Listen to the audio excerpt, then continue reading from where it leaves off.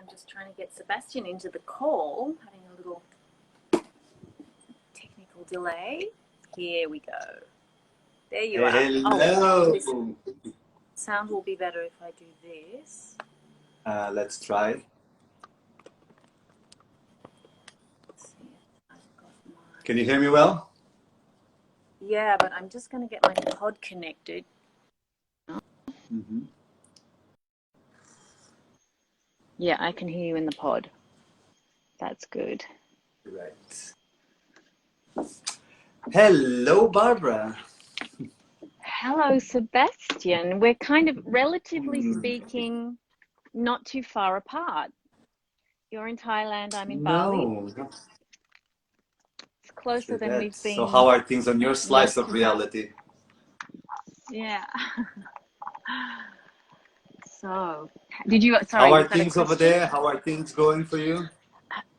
Good. It's rainy season in Bali, so nice little pauses from the heat when the rain comes in. And there's something really cool if you've not grown up in a tropical country, then there's something really cool about running around in your flip-flops. It's raining, but it's not unpleasant. It's not cold. It's actually welcome. You know. Yeah, after 13 years of living in the tropics, yeah, that's something that I got used to. Yeah, it's quite nice.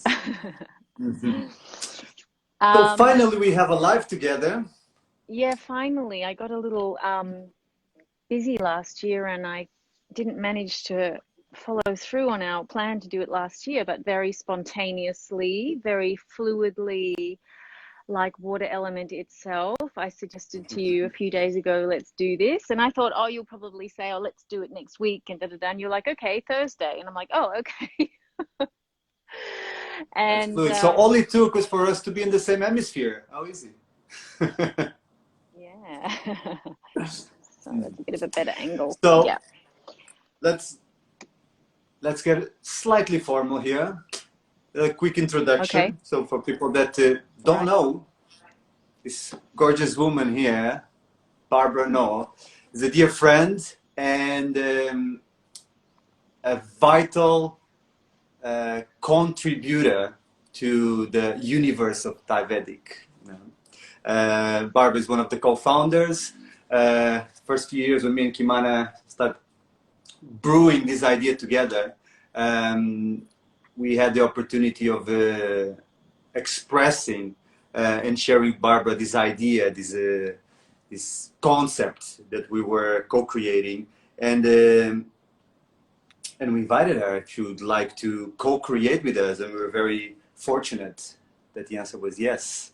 And slowly this idea started to come together, where we started to toss ideas around, exchanging information from our different traditions, me coming from more of a Thai massage, traditional Thai medicine background, Kimana coming from this Ayurvedic perspective / modern medicine, and Barbra coming in with her yogic wisdom.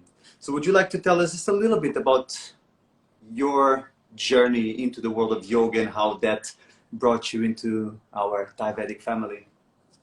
Sure, and I'll start backwards. I'll start with a moment when I realized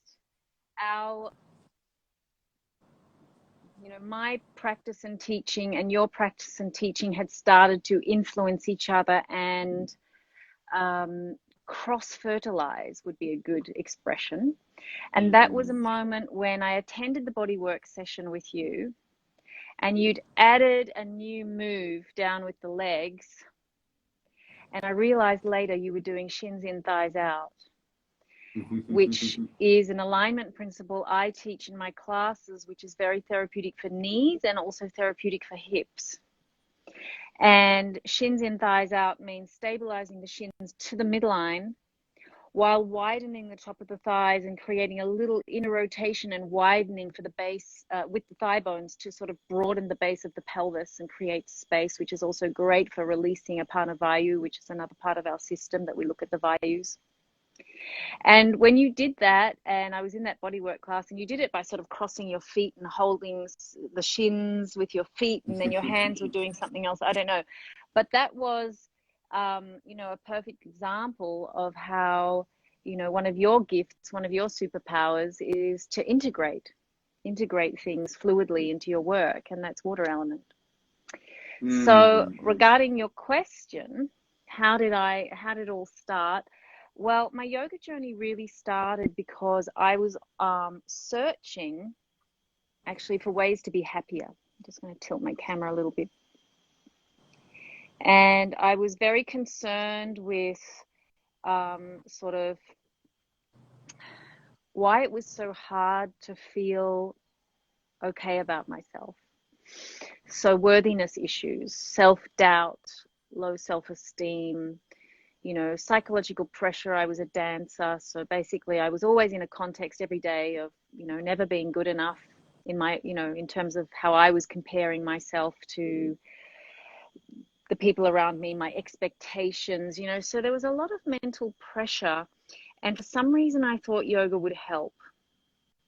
And I was certainly looking for anything that would help, because I knew that this state I'm in is not, you know, I don't want to live like for another 60 years or sort of figure out in old age how to be happy. I was like, I want to figure out how to be happier.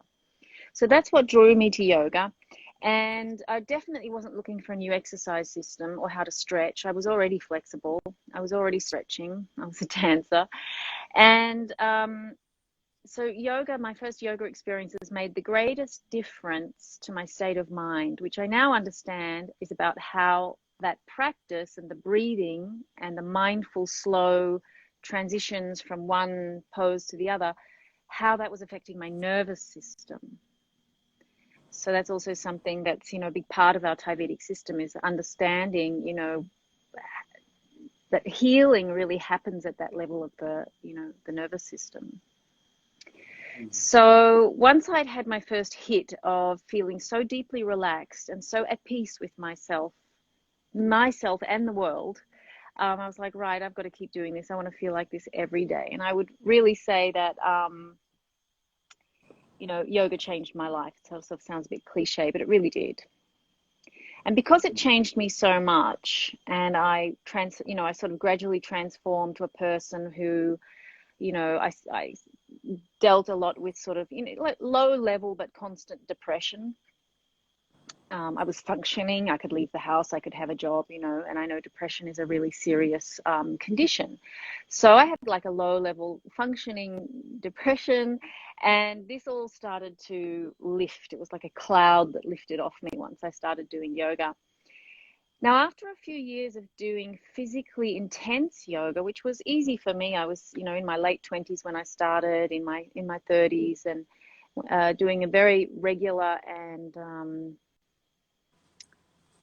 you know, physically intense. I don't think I didn't think it was intense at the time, but of course, all things being relative, it wasn't only the meditation part of yoga, right? It was, you know, doing poses and long practices and daily.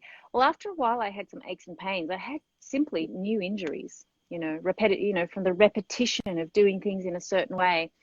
My wrists were really sore. I could hardly even just go into sort of all fours on the mat. And what else was going on? The top of my hamstrings, where they meet the sitting bones, that was sort of very tender. So I had this kind of chronic pain at the top of my legs, at the top of the hamstrings, and some back pain. And so I quickly realized, you know, if I'm going to keep on doing this practice, because I need it for my mental health, you know, I need it for my emotional well-being, I need to figure out a way how to do the practice that it's not ruining my body. And that's when I got, you know, interested in alignment. And I was on a search for good teachers, and I came across teachers that I thought were giving me really, you know, fantastic cues and helping me enormously. And I found out that these teachers had all been trained in the Anusara yoga method. So I got interested in that, and I started to study Anusara yoga. And now we see, with you doing body work the way you did, at least on that day, yoga influenced your body work, right? It's a concept or a principle from Anusara is shins in, thighs out, you know, stabilizing the shins, the more mobile parts of the body, stabilize them so that the stiffer, less mobile parts of the body can release and open. That's that concept. Yeah.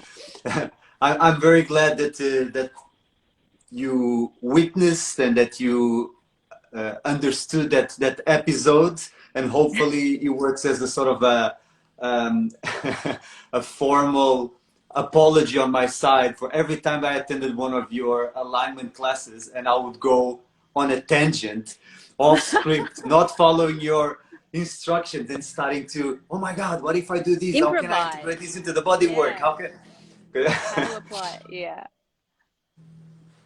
Well, you're a very creative person, and you know this is something that's so beautiful about this these teachings of the 5 elements and the 3 doshas, is that at least for my life, and this is how I like to try and teach it, you know, even in my yoga teacher trainings, when I introduce those topics of the 5 elements and the 3 doshas, that actually leads us to more appreciation for how different we are, and appreciation for the fact that we're not all the same.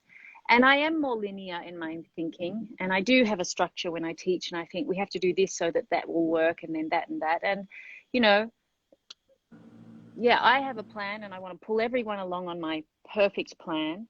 And this is something for a, you know, Pitta dominant person like myself to learn, is that sometimes the linear plan is not the only way. And that's why we're talking about water element today. So for those people that perhaps never heard about the elements, we could just very quickly go through them. When we're talking about the 5 elements, we're talking about the element of earth, water, fire, wind, and space. These are elements that are very predominant in traditions of Ayurveda, Thai medicine, yoga systems, and they're used as a way of understanding individuality and our relationship with our body, our environment, with the food, with the practice, with everything. How these 5 expressions or these 5 experiences create a sort of a unifying language. And as you said, this system allows us to understand ourselves deeper, understand our strengths, understand our weaknesses, understand what sort of qualities we were gifted with, and that can be translated as basically our gift to the world. And as we might have a certain abundance of an element and therefore its corresponding qualities, what we call our gift to the world, that comes with a price. And the price is that that abundance of qualities, the abundance of that element, is generally the element that can go out of balance the easiest. This leads us to doshas, vata, pitta, and kapha. Vata being a combination of space and wind, pitta a combination of fire and a little bit of water, and kapha a combination of water and a little bit of earth. So as you mentioned, as a pitta person, a person with a lot of fire qualities, you recognize that integrating qualities of elements that are somehow opposing are very, very beneficial, if not crucial, for your health and well-being. Absolutely. So how do you do that? How does that integration look like? How do you tame your fire? Well, first of all, I'd like to say I don't think I've got it down. I'm still working on it. I'm a work. It's an ongoing process, isn't it? It's an ongoing process.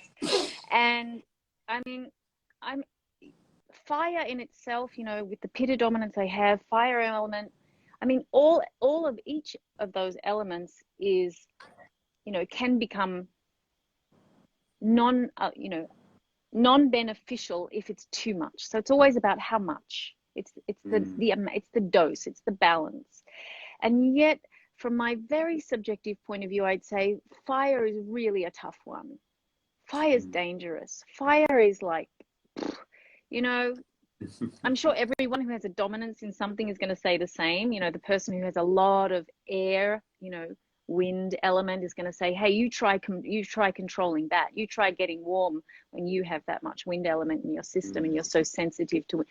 But, you know, from my very subjective point of view, fire's a tough one. Fire's dangerous. Fire can be intense. It's intense. Oh, I was going to say that. Look at the qualities of fire. One of the qualities of fire is intensity. Fire is intense. Fire is sharp. Fire is transformative. And that transformation can be either creation or destruction. So without a doubt, fire is generally an intense experience. Intense.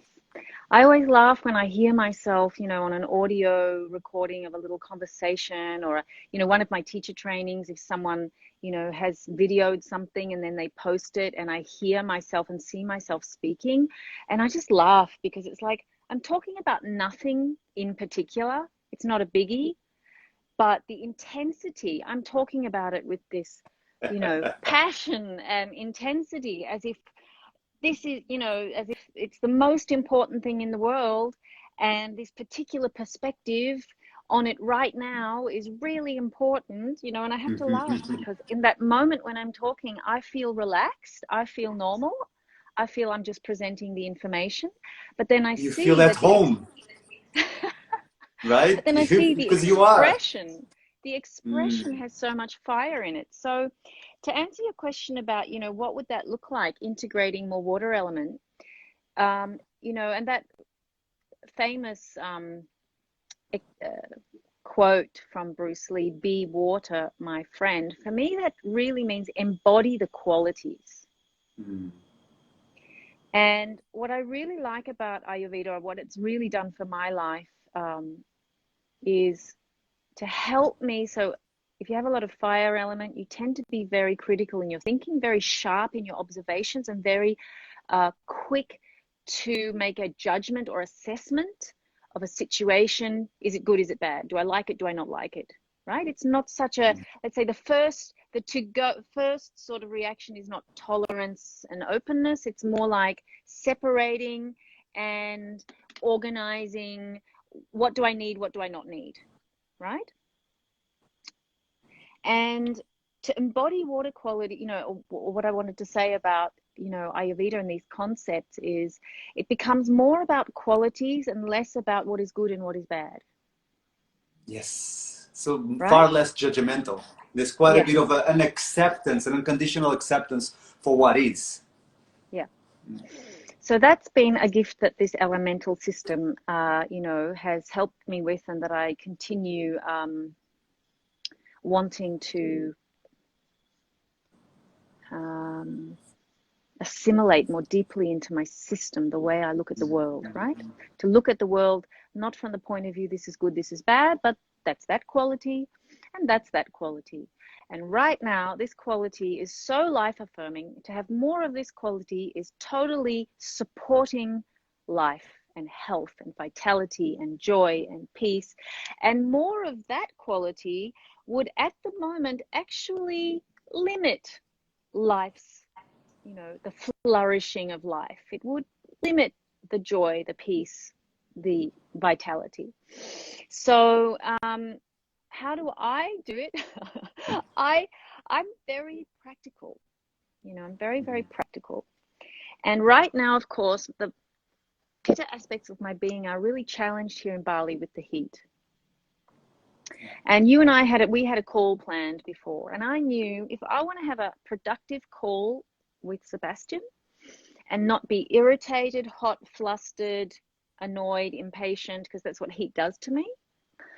Barbara, you're going to get home in time. You can jump in the swimming pool before you have the work call. Even if it's not an intense work call, you know, I know me, and that's what Ayurveda and the doshas has helped me. It's like I know me a little bit better. Got to have some lunch and got to cool down. Great. Know yourself, know your strengths, know your weaknesses, so you can make well-informed, intelligent decisions. Yeah. And when you say strengths and weaknesses, I know exactly what you mean. But for me personally, I'm trying to move away from that kind of language because it's too much my nature to organize things into strengths, weaknesses, good, bad, you know, and just see qualities. It's like, okay, I'm hot right now. Hey, sometimes being impatient would probably be an awesome thing. You know, in some situations, being able to push things through and make sure that You know, it doesn't take too long and the energy gets lost. And, you know, in some situations, it's going to be good. But right now, it's not what I need. More of that intensity. I need to cool down, get in the swimming pool, cool down. So embodying water qualities for me is about also remembering, like catching that moment where I could be a bit more fluid. Catching that moment. Like the other day, a friend of ours, yours and mine, Haley, she wrote me a message. Oh, by the way, there's a yin class with sound healing music and I'm singing and I'm with my friends there. It's at 3:30. Do you want to come?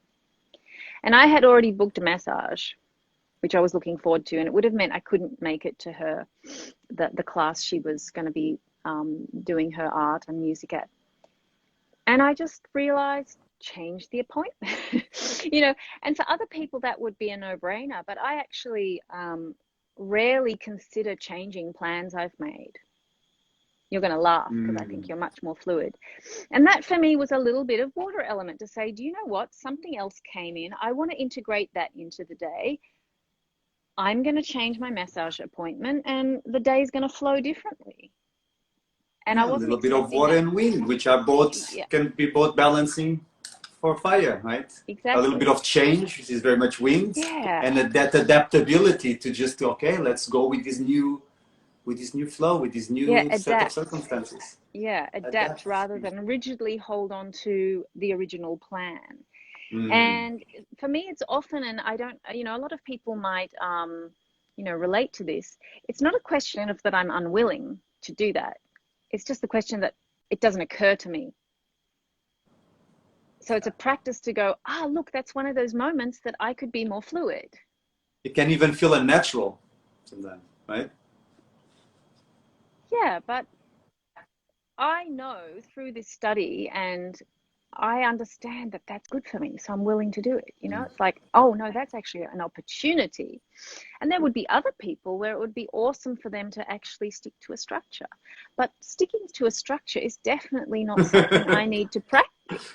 Well, I wouldn't want you to put your hand up like that, because when you teach, you are not all over the place. You are structured.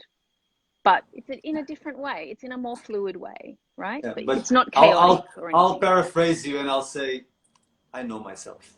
So Okay, good. And moving away from the language of strengths or weaknesses, I would say that perhaps qualities of earth and more structure and being organized, and perhaps these are qualities of an element that is not as excited in me as the wind element is. Yeah. And maybe it's good for us to understand sometimes, like, why do I feel much more comfortable with that? And I know for me, writing lists, ticking things off lists and organizing, getting an overview, sort of having a plan, at the end of the day, it gives me a sense of safety. So it's actually calming my vata. Calming. It's actually calming. So I use my pitta fire to create a system that's actually going to soothe my vata, which is, vata is more the realm of anxiety or feeling like, you know, I don't have a grip on things, or it's all too, you know, feeling overwhelmed. If I'm feeling overwhelmed, first thing I do, I mean, with work stuff, not with interpersonal relationships, but when I'm feeling overwhelmed with work stuff, first thing I do is sit down, start writing a list and organizing what's really important, what's not so important. And then today I'm going to focus just on this little bit here, and I have to forget about all the rest, because that is totally overwhelming my vata. Vata, too many options, too many choices, just overwhelming. So on a practical level, catching those moments when I can be more fluid, more accommodating, more easygoing, like, okay, sure, let's change the plan. Noticing when I can soften. Water element is also this soft quality, softening, even though water can be powerful, right? It doesn't have edges as such, right? Maybe it's actually helpful that we can go over a few qualities of water, so people that are listening, and perhaps this is the first time they're listening to, they understand, because to understand the elements is really about understanding the qualities. When we're talking about elements, in this example, when we're referring to water, we are not talking about H2O. It's not the tap water or the river water. I mean, it is also that, but we're talking much more about this experience of liquidity and the liquid portion of life, so to speak. Yep. Right? Mm. So some of its qualities, as you mentioned, soft, fluid, what else? Adaptable. Flowing and integrating. Mm. Rhythmic, circular, like the ocean waves, the sort of water moves. It's not linear, it doesn't move in straight lines, it turns and swirls and spirals. Mm. And water transports, it's a vehicle of transportation. Yeah. Great. Very important in our bodies, all the different fluid systems that transport all the nutrients into around the body and into the cells. Yeah. So everything that's fluid, because when we say water element, people, we think more of water or something watery, but in Ayurveda, we're also talking about oils and, anything that is, has that liquid quality. No, and no, I think another very important quality to mention is the quality of cohesion. How water element is pretty much the glue of life, that which binds things together, glues things together, and keeps a connecting factor. Yeah. Either from a physical perspective. Go ahead. Oh, I just wanted to agree that, once you drop something like a little piece of, like if you put a little bit of whatever orange juice in a glass of water, the water is going to just absorb it and integrate it. It all becomes one. It's a universal solvent. Yeah. Yeah.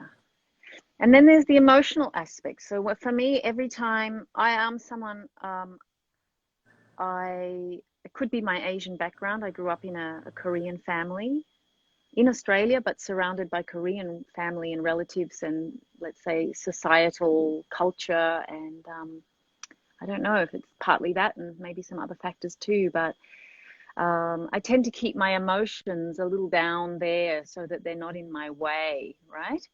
I mean, it's not a conscious decision. It's just something, it's a conditioning. It's a kind of just a personality thing, right? And I so welcome it when I feel my eyes watering, when that water element comes up. And I don't try to stop it or anything. I really welcome that because, like, oh, good, those emotions are coming up onto the surface so I can really feel them and be with them. And I really welcome that because it's so healthy and it's so healing and liberating. It's so liberating. And to me, that's that water element sort of coming up and helping me connect with those emotions a little more. Yeah. On that outset, because all of the elements relate to different emotions, but there's really something about the water element, perhaps something to do with the quality that water has, the heaviness of water. The water always flows to the lowest point, and does so in a very connected way. So even though all the other elements relate to emotions, the water element allows us to actually flow deeper in ourselves and then emerge deeper emotions that perhaps are not so easily accessed through other elements. And then the quality of fluidity that then just allows those emotions to just flow in great abundance. Flow. And flow as in move through and not get stuck. Exactly. That for me is a good crying session. The emotions are not getting stuck, right? They're moving through. Yeah. And these are great. Again, every situation that we're presented with might offer an opportunity to express different qualities of different elements, but there's really something very sustainable about the qualities of water element, the softness, the gentleness, the nourishing aspect of water. And when we look at the state of the world these days, I mean, we're all facing big challenges and this great unknown, and definitely feeling very, very closely this impact of social distancing and not connecting as much as they would like to, not being able to touch and hug loved ones as much as we were used to and in need to. So this seems to be a time where calling in or connecting with these qualities of water, bringing these qualities into our practice, into our lives, seem to be of great importance. Good timing. Yeah, very appropriate to the times. Definitely.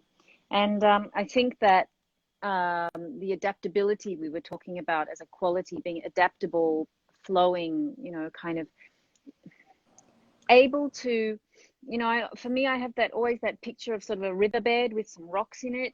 And when the water is coming down the river, it doesn't hit the rock and then go, hey, you rock, get out the way. I'm sitting here in front of my curtains because over there it was too sunny. The water hits the rock and just says, oh, there's a rock. I'll just flow around and over the rock and keep going. You know, and that's kind of what we've been called to do a lot, you know, in recent times, is look for those ways of, okay, I've hit another dead end. I've hit another restriction. I've hit another immovable, you know, piece of life, an obstacle, exactly. And I'm going to figure out how to just flow around and over and keep moving and keep functioning. Be water, my friend. Be what, my friend? Yeah. So I know for me that water element will just continue being something that will be very balancing for me, because it's also balancing the dryness of the vata. And, you know, the vata having all that wind element. And as we know, if there's a lot of wind, then, you know, wind dries the washing or dries our skin or dries the eyes. If you're standing out there in the wind, your eyes will get dry. And so that water element, you know, which I also take into my lifestyle with oils, you know, putting oils on my skin, a little bit of water on the skin, just wet hands, a little damp on the skin, and then a little bit of oil. So it's not too thick and oily, but just, you know, the water actually helps the oil absorb into the skin. And, you know, that's going to be good. This water element is good for the pitta, for balancing the pitta, the heat of the pitta, and the rigid, let's say linear kind of structured thing with the pitta, because we can, if we have a lot of pitta and we have that particular expression of pitta, not everyone with a lot of pitta is the same by all means, but if that expression of the pitta, you know, the way pitta shows up in you, I always like to talk about, well, how does vata show up in you? How does pitta show up in you? Because it's going to be different for everybody. And I know that when I'm getting a bit rigid, a bit controlling, you know, like this has to happen this way and it has to happen now, you know, then it's time to really, you know, switch into a bit more water element from my attitude. Maybe really add it and have a bath, go for a swim. Like it's that practical. You know, have a cool And how does drink. that look like? Of course, you can integrate these qualities into any activity or domain of your life, but what about in relation to your yoga practice or your movement practice or your asana practice? How do you embody and translate these qualities into the practice itself? So I really do that by incorporating more circular movement. And something really cool in Anusara yoga, which I'm not aware of other systems having this, but there are spirals and there are loops. So there's this circular approach to aligning the body. Yes, loops to align the upper body or the pelvis, and spirals to adjust the hips, legs and hips, and spiral movements.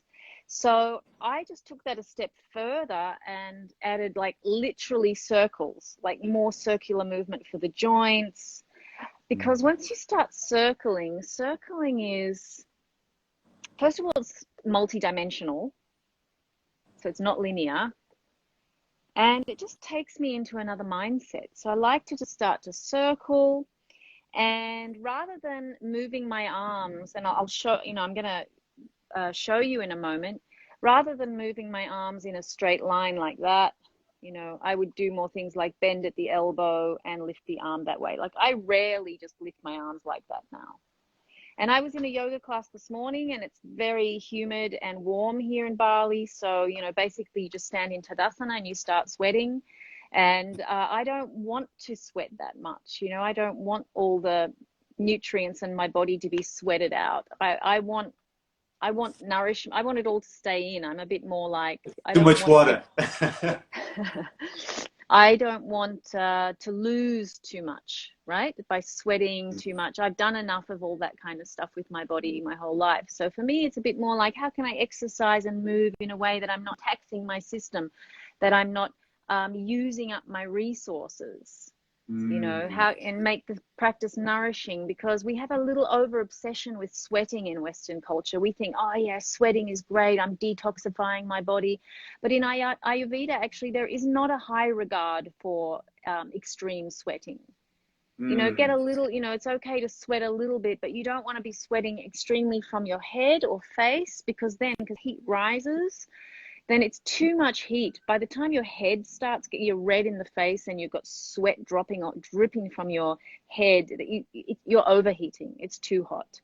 And in Ayurveda, they will actually, when they put you in a little bit of a steam bath to get the oils, the medicinal oils into your skin and into your tissue, into your dhatus, they'll usually put a damp towel around your head, and your head will not be in the steam box, right? Your head will be outside the steam box so you don't overheat your head. So in my practice, I'm looking for ways to move without creating a lot of heat. And that means rather than sort of linear movements like that, it's more soft flowing, a little bit more like a Tai Chi kind of a movement, right? So more choosing the least resistance, as if I was moving underwater. Right? And if you had to move your arm underwater and you did it like this, it would be so much muscular effort. But if you moved your arm underwater like this, you know, there's not as much effort required. Yeah.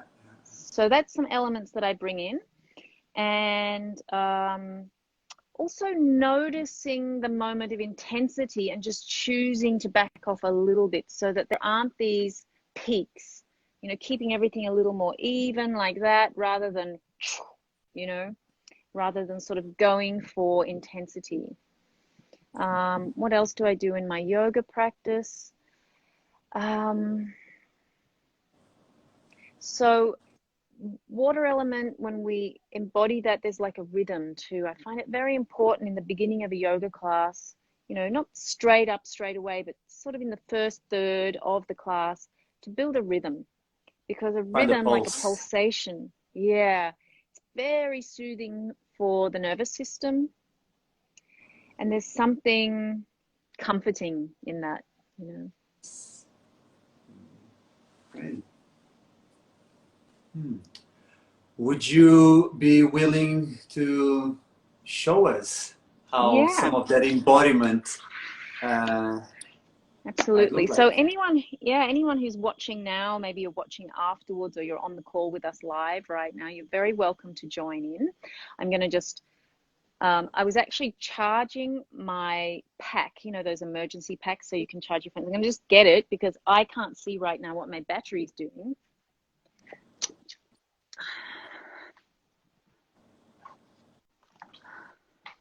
Okay, I'm back. I needed to charge. I don't have that many power points where I'm staying, so it's kind of like I can only ever charge two things at the same time in this room. So I'm going to make sure I don't suddenly lose battery.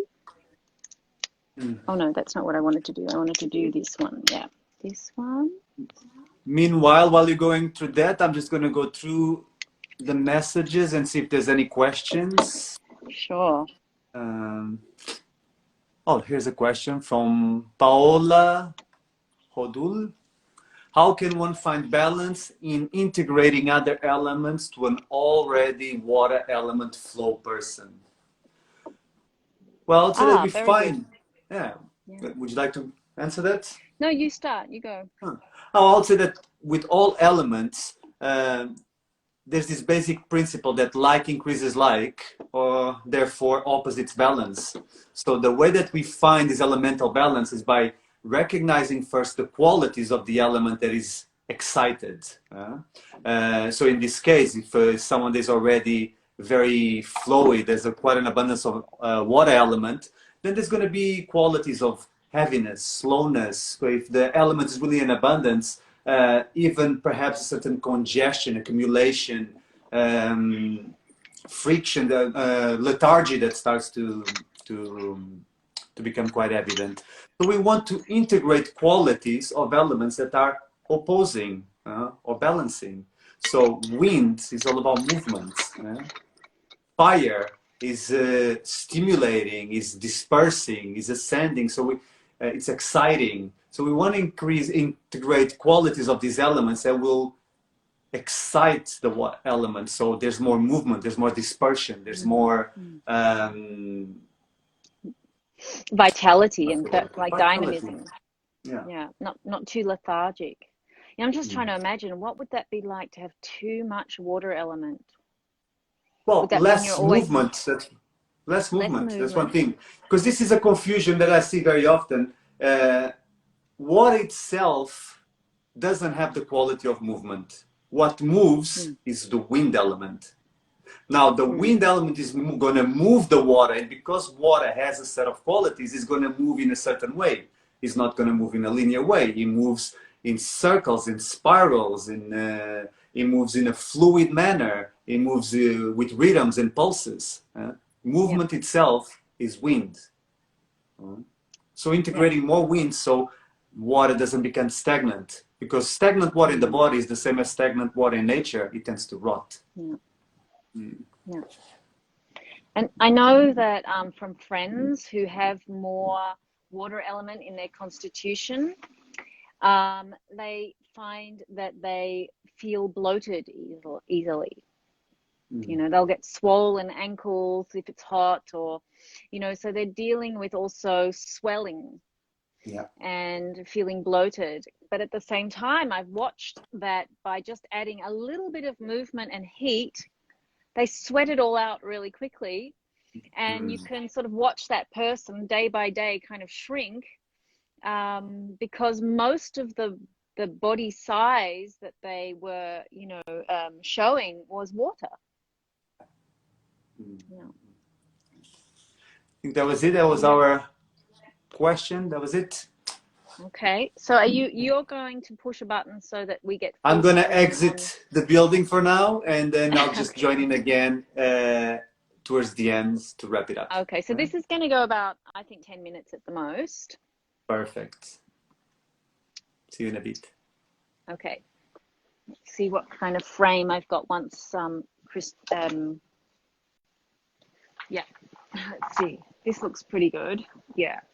So I'm gonna lift up this blind now. I had to have it down before because the sun was shining in so strong, and now it's waving around because the weather is changing. This happens about 4 times a day here in Bali during the rainy season. I'm just gonna jump behind the phone and put this blind up.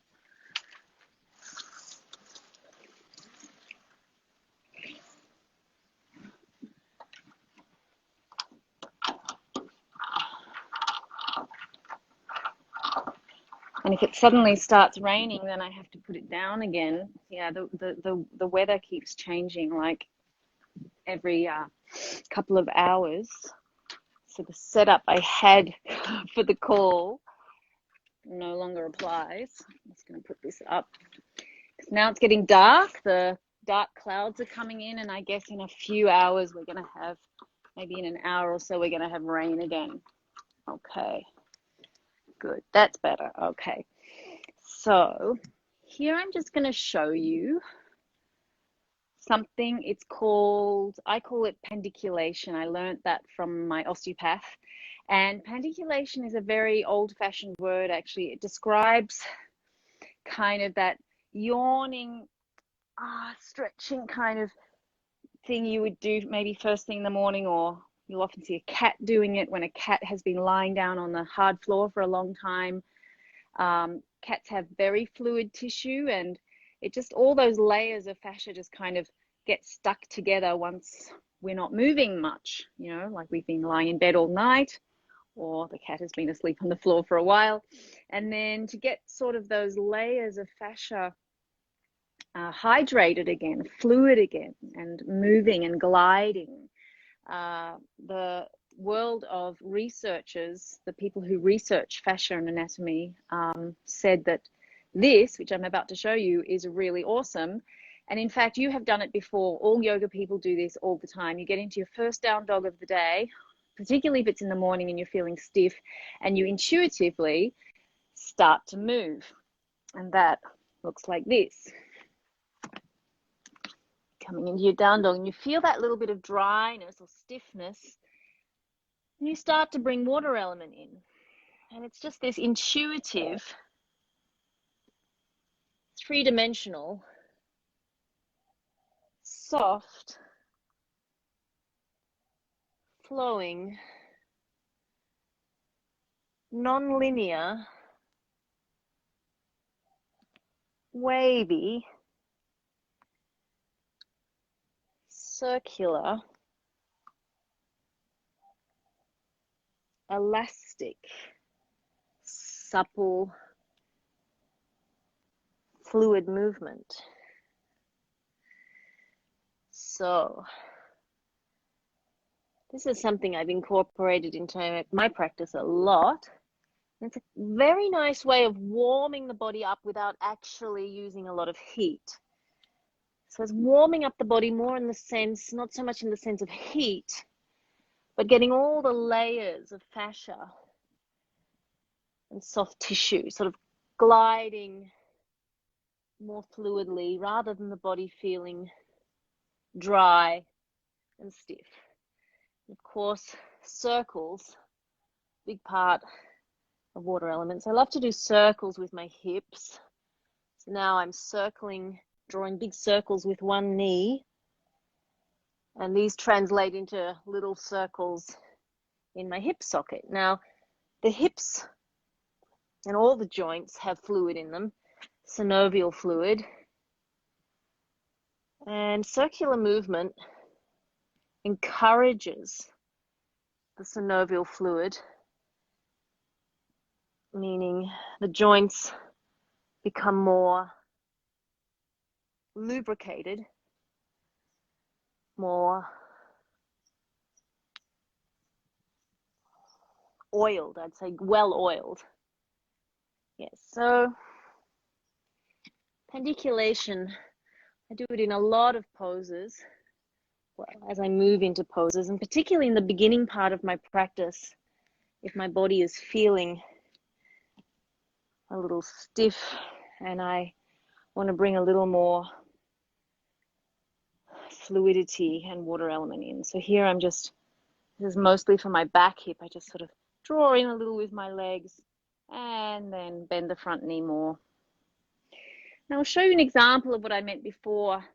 You know, I could lift my arm like this, you know, and even the way I did it was quite fluid and water element. I did this, you know, and then sometimes you can do something like this. So when I'm focusing more on water element, I bend my arm, and it's like moving underwater, choosing the pathway of movement with the least resistance.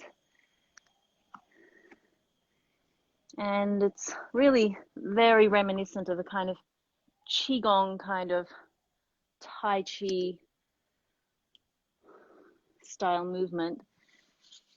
And I find it's really great for all my joints. So this is wonderful for my shoulder, for my elbow, my wrist. And then rather than doing things like this with my arms straight, probably do something more like this.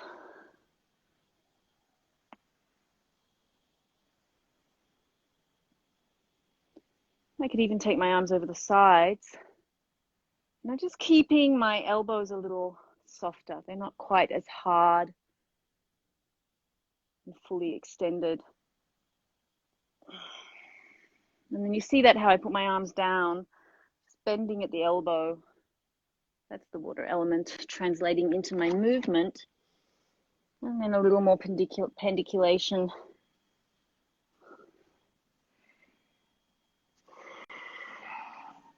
And I find it good to be just a little bit random as well. Random meaning it doesn't have to be 100% consistent that I do exactly what I did on the second side, exactly what I did on the first side.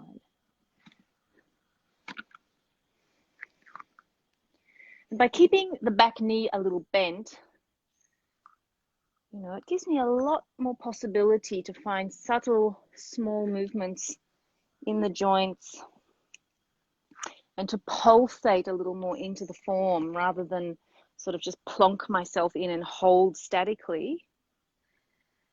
Just finding ways to move my hips back, draw my tailbone down, lift my lower belly up, you know, so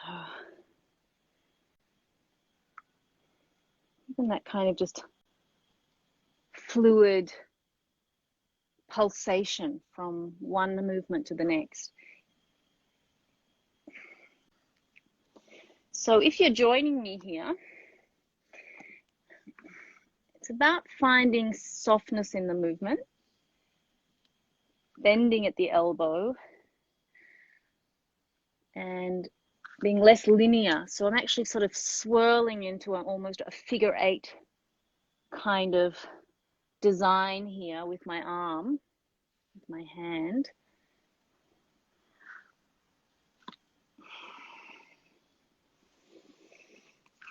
And then some nice wavy movements for the spine. So really classic sort of yoga warm-up is cow, cat. But we can do also the side body. Sometimes I like to circle, so crown of the head and tailbone to the floor, crown of the head and tailbone off to the left side, crown of the head and tailbone up to the sky, and then over to the right side, and then back down to the floor. And finding nice circular movements for the shoulders. And here I'm going to just use a wave motion by rounding, I hope my pod is still connected, rounding my back, drawing my tailbone down, looking into my belly, and then the tailbone actually leads me forward into a kind of high cobra, up dog, and then coming down. And take the hands a little wider, come up on the fingertips, just move the shoulders fluidly.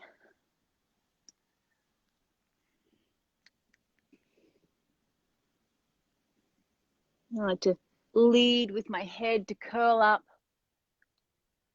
and then come down, and the head comes down last, and even do it the other way around, leaving the head down and then curling up and then lifting the head last. So from here in this power dog, down dog situation with bent knees, I'm going to find the curves in my spine. This is, for me, water element, bringing that idea of water element into the spine. Rather than thinking the spine is straight, I usually don't use that word in my teaching. I don't say the back is straight or the spine is straight. Talk about 3 curves. So the lower back moving in, the upper back remaining full, and the neck having a very gentle curve inwards. Then we can play with those curves. So I draw my tailbone down, I round my back, and sort of roll myself forward into a plank, bend the knees, lift the tailbone high, and the tailbone leads back and up, and then it leads down, rolling me forward into the plank. Yeah, so just a couple of those wavy movements using the tailbone as a sort of to initiate the wave. Okay, and then just walking into the center of my mat, and I have my knees a little bent. Just going to let gravity take my upper body down. From here, with the knees bent, we're going to move, we're going to roll fluidly through the spine. So beginning with the tailbone, draw the tailbone down to the heels and rolling up through the spine. So I really use my the power of my belly to make sure even the mid-back, the vertebrae in the mid-back, gets a chance to roll and move. And then once I'm really upright, lifting the sternum, open the throat. Okay, and then take the arms high, looking up to the sky, bend the knees, hands to the heart, and now leading with the tailbone again and the sitting bones moving back and up. It's like pouring your spine forward, as if your spine was fluid and you could pour it in slow motion. So the head comes down last. Looking into the belly, we're going to roll up again. So tuck the tailbone down, moving from the base of the spine, rolling up, the arms hang.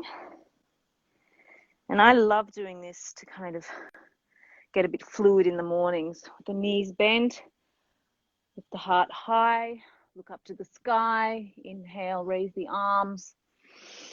Keep gazing upwards, lower the hands to the heart, bend the knees more, take the hips back, and pouring the spine forward and down. One last time, rolling up through the spine. Now a little movement to move the spine sort of in all directions. So I lift the hands high,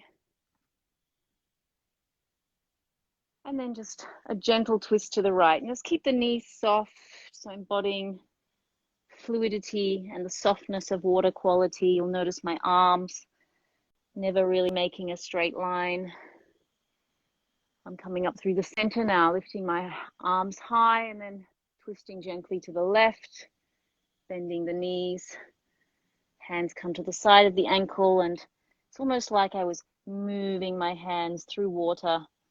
And we'll just do that one more time, right and left, lifting up through the center, turning to the right,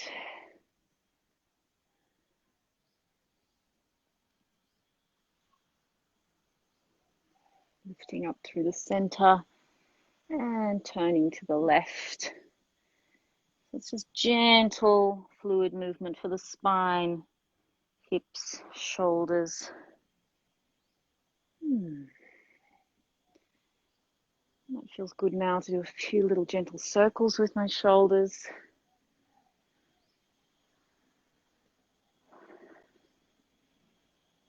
And I'm going to circle with my hips a little. Just imagining I'm drawing a circle on the floor with my tailbone.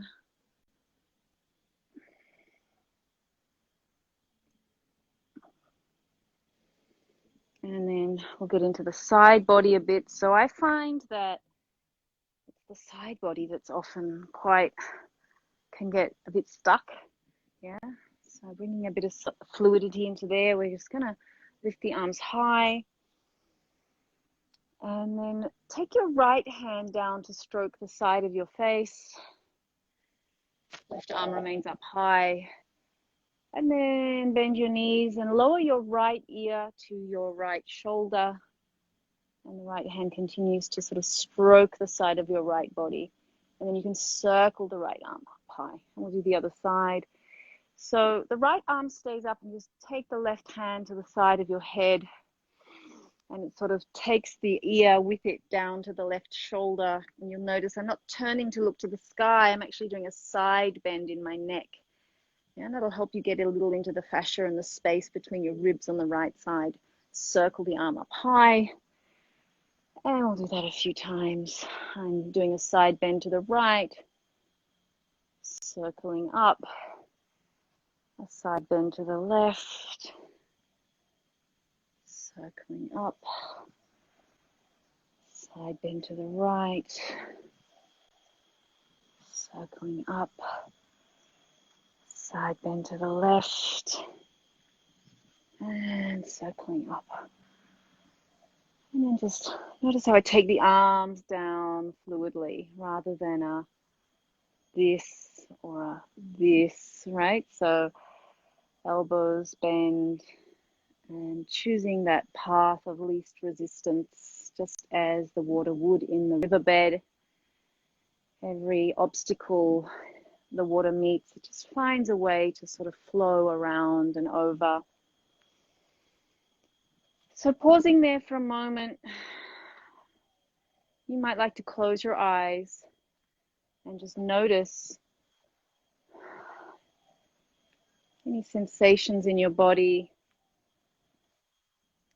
how that feels. Was it a nice way to warm up without actually creating a lot of heat? That's what I enjoy about those kind of movements. I get that fluid suppleness back in my body without actually sort of pushing for intensity and creating a lot of heat.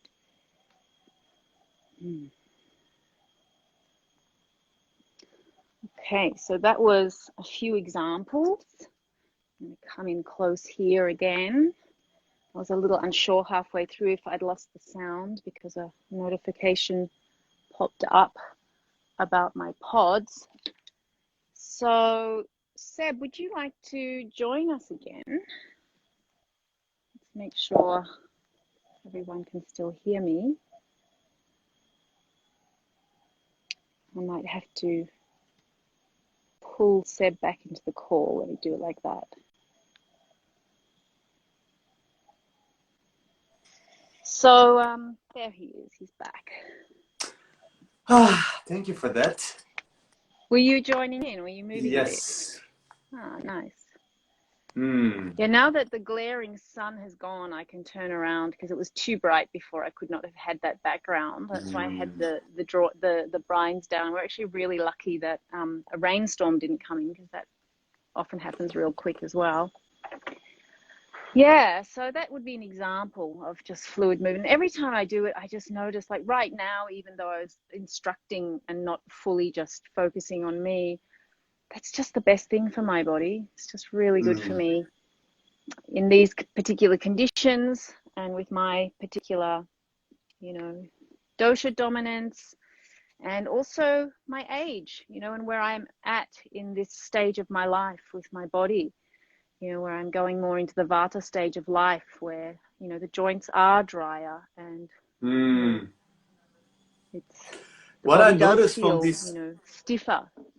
yeah, what I noticed just from this, it was about 10 minutes, is how grounded I feel.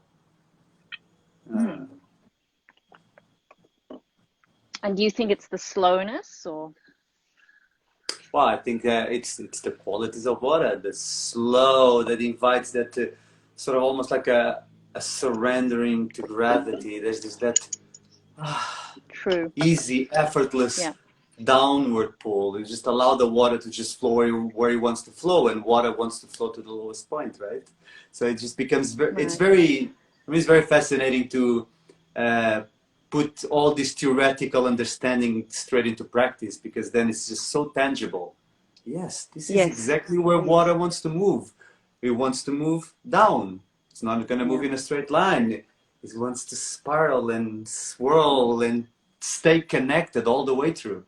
And that's another quality I would say I'm feeling right quite clearly now. I feel connected. Good. I'm just, something happened with my screen. I'm always not 100% sure that technically everything is working out. So thank you very much for this, Barbara. For what exciting things do you have brewing at the moment? Is there any? Are you hosting trainings? Do you have some online resources that you're now making available as a way to face this Well, one thing current I'm really situation? excited about is that we are actually planning our next ThaiVedic 200 hour. And if all goes well, we expect to be joining you in Thailand next year. So let's hope so. Obviously it's much harder to plan. And this year, was it this year we were supposed to be in Thailand? No. Yeah, we were going to be this year in Thailand. And then of course we just said, okay, it's not the time for that. And hopefully next year we'll be meeting. And then that would be our 5th. Because we've done it 3 times in Bali, once in India, So Thailand would be our 5th ThaiVedic 200-hour Yes. teacher training, Yeah. holistic yoga therapist training. Yeah. So anyone who's interested in the topics we've been talking about, definitely sign up for the ThaiVedic newsletter, and make sure you take a look at the ThaiVedic website every now and again. And I'm certainly, as soon as we have dates, it'll go up on my website and also to my newsletter. So you can sign up for my newsletter on my website. And what's happening on my website right now is that I'm actually creating a members area so that people can join this for a one-off, payment of 108 euros to join. And it's like a library where I'll be adding more and more videos and content. And we're not done yet, but pretty soon, I'd say in about a week, yes, in about 1 week, I'm going to have an Awakening the Spine video, a Vata balancing, Pitta balancing, and Kapha balancing classes. And there's also going to be a Nataraja workshop and a creative sequencing workshop. These are all videos, and they would all be in the members area, what I'm calling gold members area of my website, so that people who want to have a little more content, it's like, yeah, you can just join the library, basically. Awesome. How about you, Seb? What's going on? Thailand? Well, Thailand, I call it the COVID. Course. I call it COVID lottery because as far as actually COVID cases, we've probably one of the best places in the world. The backlash is that the economy really is on its knees. All training's been canceled. There isn't really that many people coming in. It was one of the strictest lockdowns ever, right? Yes, it's the borders just started to open, but still the restrictions are they're quite high. So at the moment, the only thing that I am offering is, besides treatments to friends around here, people that know me in the community, I'm putting more energy in the online programs, which is something that I resisted quite a bit in the beginning, but I'm now really believing in it more and more as I get more and more feedback from people that are great in full educational lockdown. Tools for people. Yeah. And really understanding that, sometimes I've been looking at ThaiVedic as something of an expertise school, because I think our content is really good, and very often the people that come to us are already working in the field. And with these online courses, what I realize is that there's something very simple and very accessible that people can take away and start to implement straight away into their life right now and have a direct positive impact. And this is what I'm doing with these online courses. It's just guiding people through some of our sequences that we have from our ThaiVedic bodywork trainings, talking about the elements, quite a bit of what we touch here in this conversation, understanding individuality and how we can bring these qualities that you, for example, qualities of water that you shared in your practice, how can we bring that into our touch, and how can we share that with the person that we are touching? And at times like this, I think loving, conscious, therapeutic touch goes a long way. And if there's something that you can do for yourself and for others in terms of increasing your immune system, it's exactly that. Loving, caring, conscious, therapeutic touch. So yes, there's links to that on our website. Links to that on the website, on our ThaiVedic pages.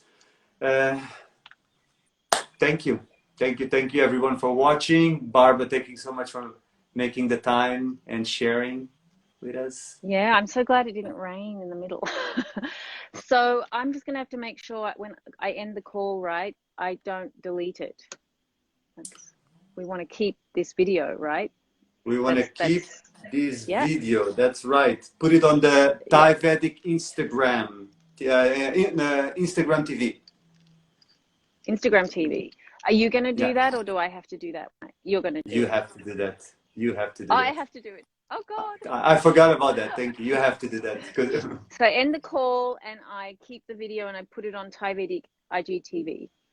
End the call and go on your computer and call me. End the call and call you. From your computer. From my computer. Yeah, Okay, don't I'll use figure out your how to do phone to that. call me. Use your computer to call me. Okay. All right, I'll figure that out. That means I have to Zoom you. I don't know how to, I don't have WhatsApp on my computer. Messenger. Messenger. Facebook Messenger? Yeah. Okay, good. I never use that. All right, then. Good. New little technical challenges for me. Thank you so much. Thank you to everyone who's tuned in live or is maybe watching this later. And I could see that we have quite a few friends and, you know, people who are part of the ThaiVedic family maybe tuning in, and they just enjoy hearing this kind of information again. And otherwise, keep flowing. Be water, my friend. Be adaptable. Be water, my adaptable. friends. And let's continue, connecting and nourishing. Yeah. Yes. Okay. I'll make sure I don't do the wrong thing ending the call. Let me see now. I don't. Okay, here's a cross. Okay, I'm going to do it and not delete the video, and I'll call you. Bye, everyone. Are you sure that you want to end your live video?